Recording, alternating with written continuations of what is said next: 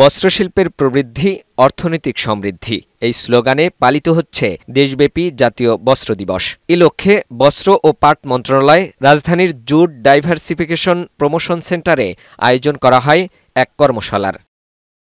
কর্মশালায় প্রধান অতিথির বক্তব্য দেন বস্ত্র ও পাট এবং বাণিজ্য উপদেষ্টা শেখ বশিরউদ্দিন। বলেন, টেক্সটাইল শিক্ষা প্রতিষ্ঠানগুলোর সাথে যদি খাত সংশ্লিষ্ট ব্যবসা প্রতিষ্ঠানগুলোর সম্পৃক্ত না হয় তাহলে বস্ত্র খাতে সমৃদ্ধি আসবে না। বস্ত্র খাতের যে সমৃদ্ধি যতটুকু অর্জিত হয়েছে, এখানে বেশ কিছু এন্টারপ্রেনার নিজেই টেক্সটাইল ইঞ্জিনিয়ারের মতো কাজ করেছে। ব্যক্তি সক্ষমতা তৈরি করার ক্ষেত্রে যদি আমরা পার্থক্যকরণ করতে পারি, আমি নিশ্চিত যে আমরা সমৃদ্ধির স্বর্ণ শিখরে উঠতে পারব।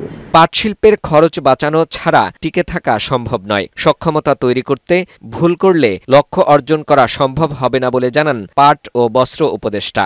আমরা $100 বিলিয়ন রপ্তানি করতে চাই এবং এই রপ্তানি করার জন্য নিয়ামক হিসেবে আমাদের প্রতিষ্ঠানগুলো, আমাদের শিল্পগুলো এবং আমাদের নীতি সহায়তা একটা কনভার্জেন্স দরকার আছে, একত্রিত হওয়ার দরকার আছে। পাট ক্ষেত্রে যে ভুলটা করেছি, আমাদের বস্ত্র ক্ষেত্রে সেই ভুলটা আমরা করব না।